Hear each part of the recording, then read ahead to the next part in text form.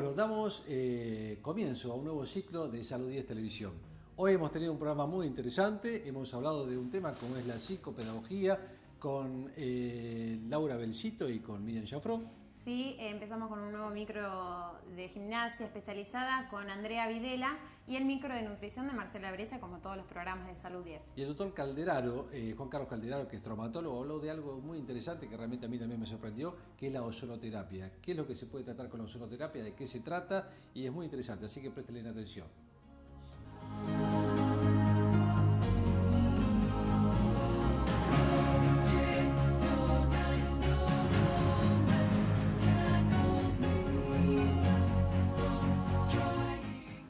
Al inicio del programa hablamos que íbamos a estar con dos profesionales de psicopedagogía, Miriam Gianfró y Laura Belcito, y vamos a hablar un poco de qué se trata la psicopedagogía y de qué es. Gracias, chicas, por estar acá, por acompañarnos en Salud 10. Y bueno, explíquenos un poco qué es la psicopedagogía. Bueno, gracias a ustedes por la invitación. Bueno, la psicopedagogía es un campo que originalmente surge en nuestro país hace aproximadamente 60 años.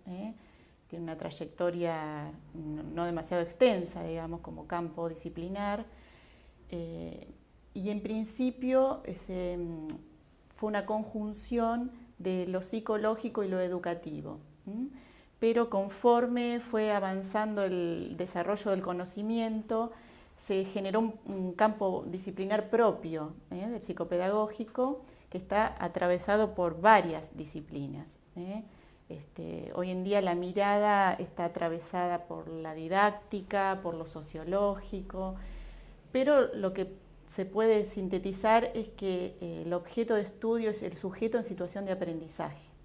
O sea que es multifacética, o sea, como vos decís, lo social, lo educativo, lo psicológico, abarcaría todo eso y es orientada exclusivamente hacia los niños o esto abarca a toda la población en general o fundamentalmente a una rama que a otra. Al sujeto que aprende de manera sistemática o asistemática es el campo de estudio de la psicopedagogía, sí. El aprendizaje en las distintas etapas de la vida.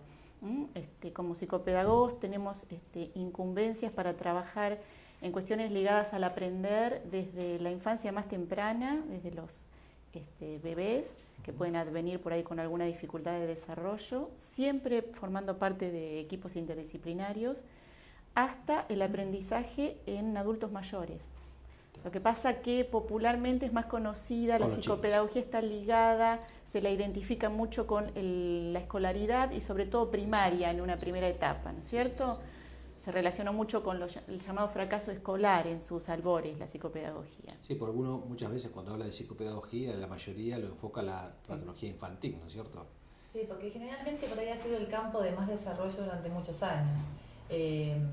Hoy en día ya está incluida la psicopedagogía en muchas más áreas de trabajo, incluso hay psicopedagogía laboral también, claro, en empresas, pero sí fue su comienzo más masivo con la problemática escolar. Claro. Hoy ya se trabajaría en lo que es estimulación temprana, desde los bebés muy recién nacidos, en el preescolar, con problemáticas adaptativos sociales también.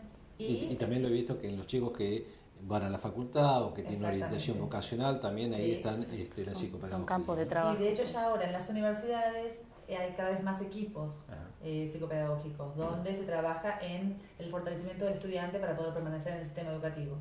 ¿Y cuáles son las problemáticas actuales que más pueden ver ustedes en la consulta? Lo más común que frecuentemente se ve. Los motivos de consulta han ido variando, es decir, no están tan relacionados como 10 años atrás, ya se puede decir que hay un cambio muy significativo. No están tan relacionados con las dificultades de aprendizaje en la alfabetización, en el cálculo, como eran los motivos de consulta quizás hace 20 años, sino que se vienen ligando cada vez más a dificultades en la temprana infancia. O sea, es más común hoy en día que lleguen a la consulta niñitos cada vez más pequeños, relacionado sobre todo con el aprender o con cuestiones que tienen que ver con las características del lenguaje o de la vinculación en nenitos muy chiquitos. Y esto, perdóname, está bastante entrelazado o tiene mucha asociación con la parte social? Y hay indicadores culturales y sociales actuales que van modificando también las características de la infancia. Por eso es que es importante tener en cuenta esos factores en los cuales se desarrollan los niños actuales. Sí. Digamos, por ahí, las problemáticas escolares siguen apareciendo, las problemáticas con la lectoescritura, con el cálculo, siguen apareciendo, pero se dan también asociadas a otras problemáticas que tienen también mucho que ver con cuestiones de integración social, de adaptación al medio, de tolerancia a la frustración, o sea, otros indicadores que tienen más que ver con las dinámicas socioculturales actuales. ¿Cómo ven la contención familiar, digamos, cuando presentan estos chicos con ese tipo de problemática? ¿Cómo ven ustedes la contención familiar? Generalmente, ¿son chicos que por ahí tienen menos contención familiar que hace años atrás o hay más problemáticas actuales que los llevan a que la contención familiar quede en un segundo plano? En realidad, por ahí lo que se observa hoy, digamos, también hay que tener en cuenta los diferentes lugares de desarrollo de los niños, ¿no? Pero en general lo que se observa mayoritariamente es un cierto desdibujamiento del rol paterno. Y esto coincide en todas las clases sociales y culturales.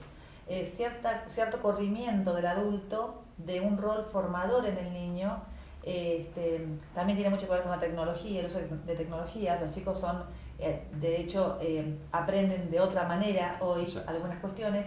A los adultos eso nos sorprende, nos desorienta porque no conocemos esa forma de aprender o hemos aprendido diferente y quedamos medio fascinados con estas nuevas modalidades infantiles y nos corremos de un lugar protagónico del adulto como un rol guía, un lugar importantísimo para el niño para poder configurarse subjetivamente como tal.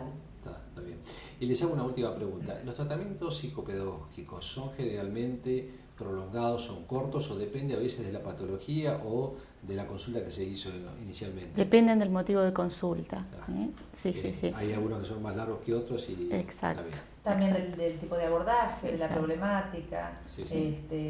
Sí, en general son variados. Hay tratamientos muy cortos, hay chicos que funcionan a veces muy bien con el diagnóstico mismo, cuando son problemáticas muy simples. Sí. Y otras veces necesitan tratamientos más prolongados. En ocasiones ni llegamos siquiera a ver a los pacientitos, a los niños, porque lo que nos vamos dando cuenta es que ameritan cada vez más tener entrevistas con los padres y varias entrevistas con los padres. Eso es fundamental, claro. Y hay veces que revisitando ciertas cuestiones de las prácticas de crianza, de cómo los papás están presentándole el mundo a estas criaturas, hay muchas cuestiones que se van diluyendo, digamos, como motivo de consulta, digamos. Y muchas veces también mediando entre los intervinientes en la vida de este niño. Digamos que un niño no está solo, ¿no? Generalmente forma parte de una institución educativa, tiene una familia, entonces en esta situación de la combinación de las relaciones entre estos factores intervinientes. Hay que ir mucho a la escuela, hay que hablar con los docentes, hay que hablar con el equipo directivo, o sea, hay que hacer mucha mediación de intervención con este niño para poder ayudarlo a transitar esta etapa de la mejor manera posible. La escuela también como institución se está replanteando trabajar colaborativamente, coordinadamente. Laura y Mira, yo les agradezco mucho su tiempo y es muy interesante esto. Lo voy a abordar en otro programa, sin ninguna duda. Vamos a profundizar un poco del tema de psicopedagogía. Espero que a ustedes les haya salido de utilidad. Y bueno, no sé si en 2 o 3 programas, pero lo vamos a tener de nuevo hablando de psicopedagogía. Muy amable por estar con nosotros. Bueno, gracias a vos.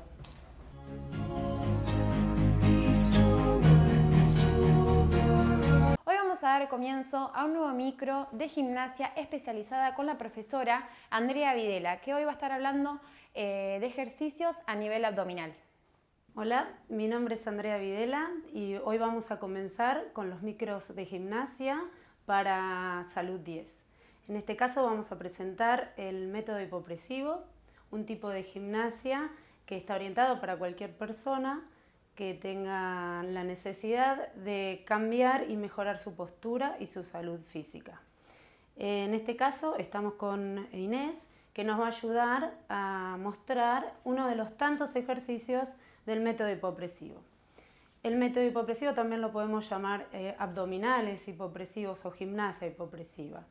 Es una buena razón para comenzar a hacer estas actividades para mejorar la postura, porque dentro de este movimiento que hacemos, el cuerpo puede notar una gran mejoría desde el primer momento que lo hace a nivel columna, en los dolores lumbares y también en unos beneficios que nos va a dar a nivel respiratorio, una mejoría de la zona sobre todo abdominal, y estamos especialmente indicados para gente y mujeres que tienen problemas de incontinencia urinaria, que lo va a mejorar y lo va a prevenir. Y sobre todo, a nivel estético, vamos a mejorar la faja abdominal porque estamos fortaleciendo toda la zona de serratos, de transversos, de rectos y de oblicuos.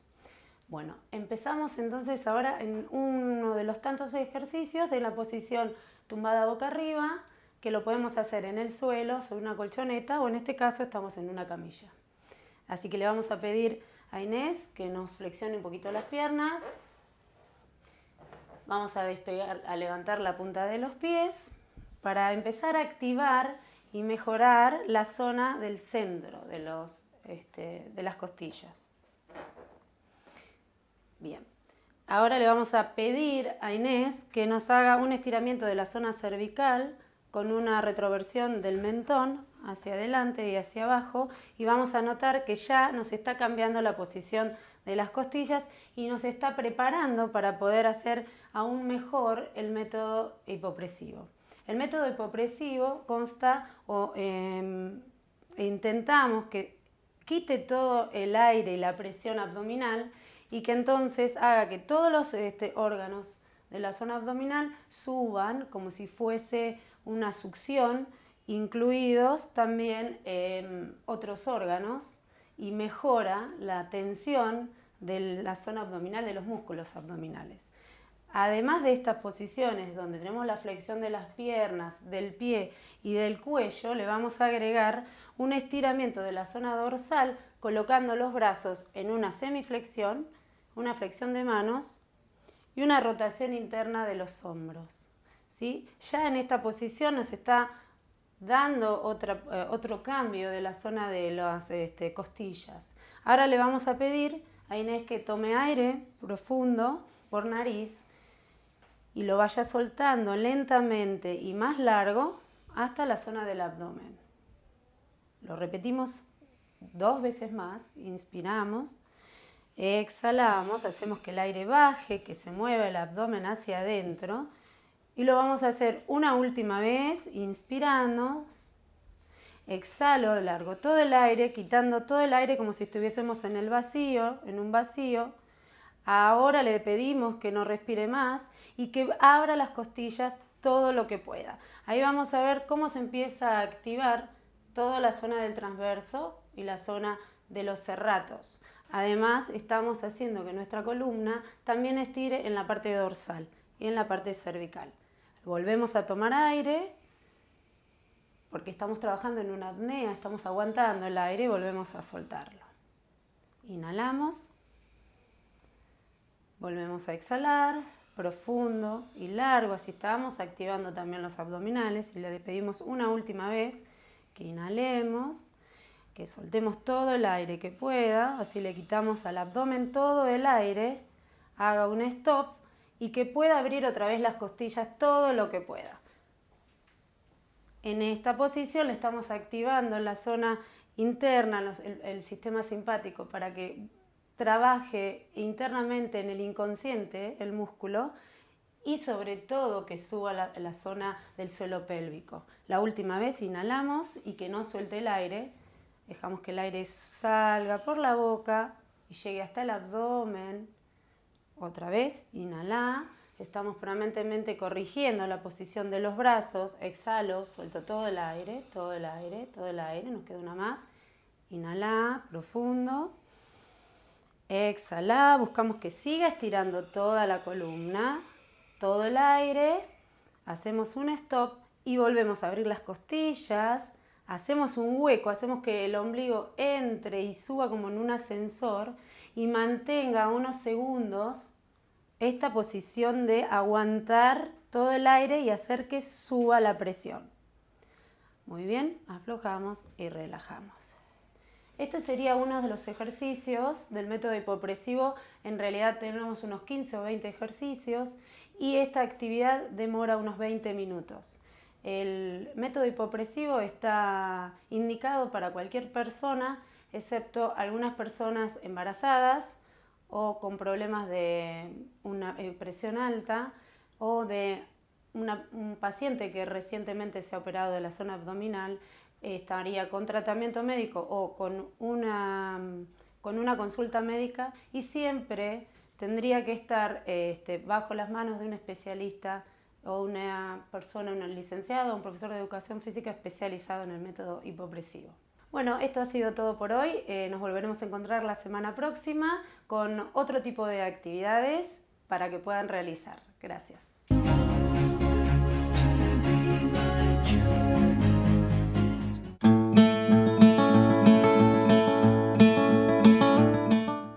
Hola, buenas noches.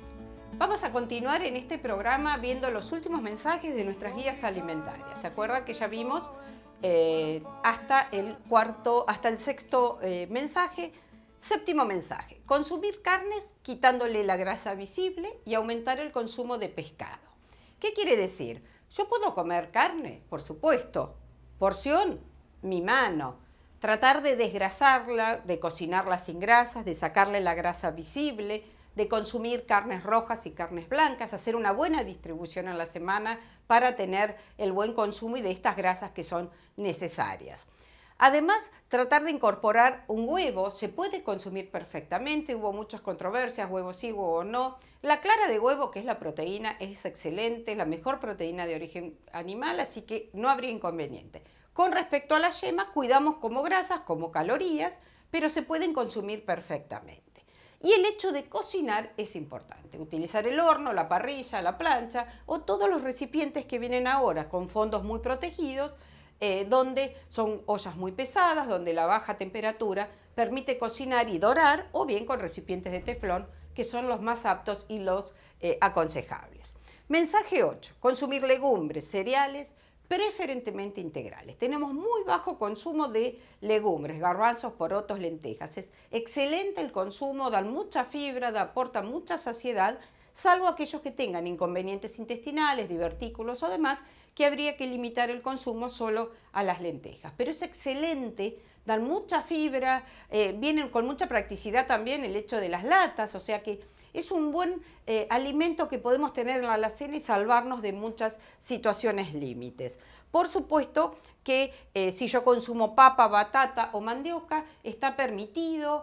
Vamos a ir viendo cuántas calorías, o sea, desde la papa le han hecho muy mala fama. Cuando uno piensa en papas fritas. Obviamente estamos hablando de 300, 400 calorías, pero una papa al natural, algunos secretos. La papa al horno, que logra esa dextrinización de la capa de afuera, ese doradito, produce mucha saciedad. La papa hervida, entera, cuando la cortamos y la dejamos enfriar, produce mayor saciedad y sube menos la glucemia. ¿Datos a tener en cuenta? Seguramente que sí. El mensaje 9, consumir aceites crudos, como condimentos, frutas secas o semillas. Aceites, cucharadita de aceite, aceites de uva, maíz, girasol, oliva, canola o alto oleico. ¿Podemos hacer mezclas en nuestra aceitera, como lo hemos charlado en otros momentos? Sí, agregar 3/4 partes de aceite de girasol y 1 parte de oliva. Esto más que nada para los que no les gusta el oliva y les cuesta incorporarlo como la totalidad de oliva, pero si no sería el excelente. Y el de primera expresión, obviamente que muchísimo mejor. Pero esta trampa de mezclarlo con un canola, un alto oleico o con un girasol estaría perfecto con el consumo del aceite. En crudo, no en frituras, siempre se lo agrego al final de la preparación. El utilizar aceite en vaporizador o aceites en aerosol lo que permite es usar muy poca cantidad de aceite y esto favorece mucho el no incorporar a un alimento que no tiene aporte calórico, incorporándoselo con las grasas que tienen mucha cantidad de calorías. Por supuesto que el consumir las semillas de estos cereales también favorece al consumir omega 3 y omega 6 y algo que no tenemos muy incorporado, las frutas secas, pero tienen aporte calórico, o sea, ¿tienen buenas grasas? Sí. ¿Tienen alto precio? También. Entonces no es tan fácil consumir almendras, avellanas o nueces. Podemos consumir una dosis mínima, que estaríamos hablando de 2 o 3 maripositas de nueces o 2 o 3 almendras, que las puedo cortar, machacar, agregarle con alguna otra semillas que debo activarlas, o sea, al pisarlas, y de esta manera recibo los principios nutritivos indispensables. Ojo con las calorías de las nueces, avellanas y almendras, porque si bien tienen grasas de buena calidad, porque son de origen vegetal, pero tienen aporte calórico, así que ojo que no es ponerme un bol de frutas secas e ir comiendo constantemente. También las semillas aportan gran cantidad, chía, sésamo, linaza, girasol, a tenerlos en cuenta. Y el último mensaje, que el consumo de bebidas alcohólicas debe ser con responsabilidad. Hablamos que los niños, adolescentes, embarazadas, no deberían consumir, y aquello que es permitido para el adulto es 2 copas con vino para los hombres y 1 copa con vino para las mujeres. Esa es la cantidad aconsejable. Sí, ya sé que se están riendo, que están pensando quiénes lo van a consumir. Bueno, busquemos situaciones medias, ni todo ni nada. El exceso trae aparejado, además de una situación bochornosa, como es estar en estado de ebriedad, hace que sumamos un montón de calorías. El vino es bueno, sí, para el que lo toma, primero y principal. No indicamos si el que no toma vino, como el vino es bueno, le vamos a decir a partir de hoy empieza a consumir vino. Pero es importante la concentración de lo que voy a llegar a tomar. Ojo con las bebidas que tienen alta graduación, las bebidas blancas. Tenemos una gran cantidad de jóvenes con gin, con vodka, gran cantidad de calorías y además altísima graduación de alcohol. Muy peligroso, y por eso son los estados que adquieren los jóvenes. Cerveza, demás. La cerveza tiene mediana cantidad de calorías, baja cantidad de alcohol, pero el inconveniente es la cantidad de lo que se toma. O sea, aquel paciente que sugiere que prefiere tomar algo de alcohol en las comidas, uno le indica que tome 1 copa con vino. ¿Por qué? Porque una botella de cerveza la va a abrir y la va a terminar. Una botella de vino podemos tomar la cantidad necesaria y poder seguir conservándola. Son trampas. Muchos dirán con una botellita de vino, qué aburrido, con 1 copa de vino muy aburrido. Pero bueno, busquemos las situaciones medias, no lleguemos a los extremos, porque el extremo es el que nos puede llegar a complicar, porque además nos aumenta la presión. O sea, si bien tiene factores buenos, el vino tampoco lo tomemos como un alimento indispensable. Los jóvenes sería tema a tratar en otro momento, la gran cantidad de mezclas y de alcohol que están consumiendo, que realmente trae aparejado las situaciones de irritabilidad y estas situaciones de accidentes y de pérdida de control. Tema bastante complicado, bastante difícil, que escapa a lo nutricional. Yo creo que ya nos metemos en un tema de conducción y de conducta social. Terminamos con los 10 mensajes, hablamos de las guías, los mensajes, los vamos a ir poniendo en pantalla para que los vaya recordando. Esto forma parte de la alimentación de la salud 10, de la salud cuidada, de nuestra alimentación saludable, de protegernos, de hacer prevención, no de hacer tratamiento. Se puede ir intentando incorporar mensajes siempre de a poco, pero ir incorporándolos como algo duradero. Eso es lo que nos va a lograr tener una prevención en patologías que no las queremos tener.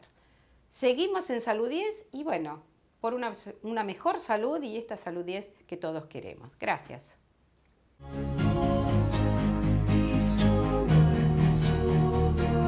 Bueno, como dijimos al principio del programa, hoy vamos a hablar de un tema que es la ozonoterapia. Es una palabra que por ahí muchos la han leído, la han escuchado, pero en realidad es bastante nuevo. Y lo hemos invitado a un especialista en traumatología, que es el doctor Juan Carlos Calderaro, y que nos va a hablar un poco de qué se trata la ozonoterapia. Juan Carlos, gracias por estar con nosotros hoy. No, gracias a vos por invitarme. Antes de hablar de ozonoterapia, contanos qué es el ozono. Bueno, el ozono es un gas. Es un gas que al ingresar a nuestro organismo produce una cascada de efectos muy beneficiosos. Es increíble la facilidad que tiene para actuar, porque es muy soluble en agua. Es 10 veces más soluble que el oxígeno. Entonces, por eso la forma de aplicarlo es de diversas maneras. Actúa a través de las mucosas, lo podemos aplicar a través de la piel, por inyecciones, por vía sanguínea, venosa, arterial, intramuscular. ¿Cómo se produce el ozono? ¿Cómo se origina? Bueno, el ozono, nosotros tenemos un tubo de oxígeno medicinal, el mismo que se usa para los pacientes. Sí. Eso ingresa en un reactor que lo transforma en el gas ozono. O sea, el oxígeno es una molécula, viste, que tiene 2 átomos de oxígeno. Sí. Este reactor las divide y cada átomo se une a otro O2 y forma O3, que es un peróxido de oxígeno. Ajá. Eso es el ozono. Y bueno, entonces cuando ingresa al organismo activa a todos los metabolismos. Produce efectos beneficiosos en todos los metabolismos. O sea, vos me decís que esto se puede colocar por vía endovenosa, como subcutánea o articular. A ver, comentame un poquitito cuáles son los usos que usás esto y de qué forma lo llevas a cabo, ¿no? Bueno, te tengo que hablar un poquito de los efectos que produce el ozono. Los efectos son muy diversos. Como te decía, actúa en todos los metabolismos. Sí. Es regulador de los metabolismos. Actúa en el metabolismo del oxígeno, sí, aumentando el transporte de oxígeno a los tejidos, lo cual es muy beneficioso porque permite que el oxígeno llegue a los lugares más alejados, claro, más alejados. Y produce un efecto en el eritrocito, que es el eritrocito del glóbulo rojo que transporta el oxígeno. Decimos que produce un efecto reológico, o sea, lo aplasta, lo ablanda y de esa manera llega a la microcirculación. Por eso, después vamos a hablar que es muy beneficioso en patologías donde tenemos úlceras venosas de muy difícil tratamiento, como también escaras, cicatrizaciones lentas, sí, de heridas. Sí, sí, sí. Después porque hace que el oxígeno llegue a través del glóbulo más aplastado a lugares donde la circulación es mucho más finita y más complicada. Exacto. Entonces, al actuar en el metabolismo del oxígeno, por supuesto, activa todas las vías de metabolización, como son la glucólisis, el ciclo de Krebs, pentosa fosfato. Bueno, todo eso hace de que llegue a producir la respiración celular y mayor energía para la célula. Está bien. Después tiene otros efectos muy importantes, como es un inmunomodulador. O sea, aumenta los leucocitos que tenemos, que es la defensa que tenemos nosotros contra las agresiones externas, como sabemos, ¿viste? Una infección, un proceso infeccioso, aumenta esas defensas. También es un poderoso antiinflamatorio, analgésico, y también un poderoso germicida. O sea, puede matar bacterias, virus, hongos. ¿Y cómo es el factor antiinflamatorio? ¿Por qué? ¿Por la misma molécula del ozono? Mirá, como yo te decía, que tiene mucha solubilidad en agua. Ajá. Entonces puede acceder por vía del plasma, por la sangre, puede acceder por el tejido intersticial entre las células, sí, puede ingresar a la misma célula y actúa sobre sustancias como la histamina y las neutraliza y reabsorbe el agua. Reabsorbe el agua de los tejidos y esto hace de que se produzca de antiinflamatorio. Como efecto antiinflamatorio. Mira qué bien, Juan Carlos, aguardame un segundito, vamos a ir a una pausa pequeña y vamos a hablar de cuáles son las aplicaciones que tiene esto y además de las aplicaciones, qué forma se aplica el ozono. Un segundito, continuamos con Salud 10.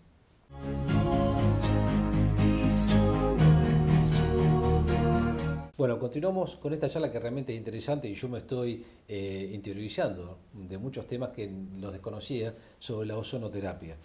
Juan Carlos, ¿en qué usas el ozono? ¿En qué patologías usas el ozono? Bueno, realmente el ozono hoy se está usando en un sinfín de especialidades. Por ejemplo, la tuya, ginecología. También neurología. Sí. ¿En qué? A ver, contame qué sigue. En neurología, por ejemplo, en prostatitis, uretritis, cistitis, por vía vesical. Se coloca una sonda por vía vesical y actúa el ozono en esas patologías. Adentro de la vejiga directamente. Sí. Y también a Silvina le puede interesar en la ginecología. Ajá, también. Sí, pero bueno, te voy a hablar un poquito de mi especialidad. Sí. Mi especialidad se puede utilizar en la mayoría de las enfermedades reumáticas. Por ejemplo, la más común que tenemos nosotros es la artrosis de rodillas, de caderas.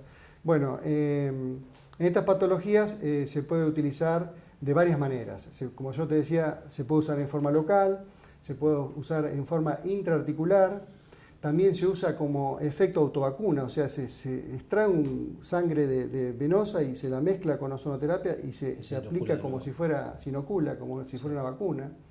Después tenemos también lo que se llama autoterapia mayor, que es extrayendo sangre venosa, se la mezcla en un sachet y se la vuelve a colocar por la vena. ¿Todo para patologías articulares fundamentalmente? Articulares y también enfermedades sistémicas, que es un lupus eritematoso sistémico, una psoriasis, bueno, ya sería más del rango de la reumatología. Sí. Pero volviendo a mi especialidad, los pacientes que yo veo que más se benefician de la ozonoterapia son aquellos que tienen lumbalgias con irradiación ciática. ¿Viste esas hernias de disco que producen ese dolor tan... en la pierna sobre todo, que no pueden movilizar. Exacto, tan difícil de tratar, porque son pacientes que muchas veces uno les aplica montones de inyecciones y no mejoran. Y hay una cosa ahí, perdóname que te interrumpo, pero hay pacientes que no pueden por ahí tomar muchos antiinflamatorios por problemas gástricos, etcétera, y entonces esto en realidad no tendría ese tipo de inconvenientes. Tal cual. Justamente son pacientes, muchos de estos pacientes que, como vos bien decís, no pueden ingerir antiinflamatorios por problemas de presión o por diabetes, tenemos que decir que la ozonoterapia no tiene efectos adversos. Una vez que reacciona, no deja tóxicos en el organismo. O sea, se vuelve a reconvertir en oxígeno. Eso es algo totalmente importante. Natural. Y como te decía... ¿Y necesita muchas aplicaciones? ¿Depende de la patología? Mirá, esto está relacionado mucho como el compromiso que tenga. Por ejemplo, yo te decía que en estas lumbociáticas, esos dolores irradiados hacia la pierna producidos por una hernia de disco, el tratamiento es el mejor tratamiento es con aplicaciones ahí a nivel lumbar, que se pueden hacer de distinta manera. Existe la discólisis percutánea, que se hace con un arco en C y se coloca directamente el ozono en el disco. Eso es para la gente que no entiende, es la ruptura del disco o la acomodación del disco. La hernia. La hernia entre las dos vértebras, entonces ahí le colocás una aguja y le colocás el ozono. Y como vos me preguntabas hoy cómo es el efecto antiinflamatorio, justamente actúa directamente reabsorbiendo todo el líquido que comprime a esa hernia. Como bien sabés, el disco está formado por un anillo fibroso y un centro pulposo, que un 70% es agua. O sea que al reabsorber el agua se mejora la raíz nerviosa y la sintomatología. Como te decía, en forma percutánea lo podés aplicar de esa manera. También lo podés aplicar por inyecciones intramusculares, que también logra el mismo efecto, pero en más aplicaciones. Y también por una inyección intradural. Se puede hacer como cuando se hace una anestesia intradural, se puede... ¿Y tiene algún tipo de contraindicación? ¿Se la podemos hacer a todos los pacientes o hay pacientes que por ahí no se la podemos realizar por algún tipo de inconveniente que puede llegar a ocurrir? Mira, son muy pocas las contraindicaciones que tiene. Una de las contraindicaciones es la hipertensión, pero no tratada. ¿Por qué? Porque aumenta levemente la presión arterial. Otra es el embarazo, la lactancia. Yo creo que es un poco por desconocimiento. Exactamente, sí. Y otra sería alcoholismo. El alcoholismo, pero una intoxicación alcohólica aguda. Claro. Y después hay contraindicaciones relativas, pero bueno. ¿Y las complicaciones que podemos llegar a tener con esto? Porque ahí la gente pregunta, a ver, me voy a hacer esto, tengo una hernia de disco, pero a ver, doctor, ¿qué complicación puedo llegar a tener con el ozono? Bueno, prácticamente usado en forma correcta, no podés llegar a tener ningún tipo de efecto adverso ni problema de ningún tipo. ¿Por qué? Porque la dosis de ozono es muy baja. Siempre se dice que a bajas dosis los máximos efectos. Y realmente, hablando un poquito del mecanismo de acción, que bueno, es bastante complejo y no lo vamos a desarrollar en esta charla, tenemos que decir que produce un estrés oxidativo, que es es transitorio y perfectamente controlado por el sistema de antioxidantes que tenemos dentro del organismo. Claro. ¿Sí? Entonces, como yo te decía que eran muy bajas las dosis, nuestro sistema inmunitario de antioxidantes puede contrarrestar perfectamente ese estrés oxidativo. Está bien. Bueno, muy interesante realmente, Juan Carlos. Me he interiorizado en muchas de las cosas que está diciendo y me comprometo a interiorizarme en la especialidad a ver en qué se puede usar la ozonoterapia. Te agradezco mucho que hayas estado con nosotros y abriéndonos un panorama de qué es la ozonoterapia, y bueno, en algún otro momento vamos a ampliar un poco más el tema. Te digo que es muy interesante hablar también relacionado con todo esto de los radicales libres que estamos escuchando permanentemente, y también de los, como te dije en un momento, de los antioxidantes. Los alimentos que hay que consumir que tienen antioxidantes, todas aquellas sustancias que tienen radicales libres, que son los que nos producen efectos adversos en nuestro organismo. Sería una ozonoterapia indirecta. Claro, porque el mecanismo de acción está relacionado con todo eso. Juan Carlos, muchas gracias nuevamente y vamos a reencontrarnos en alguna otra oportunidad ampliando un poco el tema. Bueno, cómo no, gracias. Continuamos con Salud 10.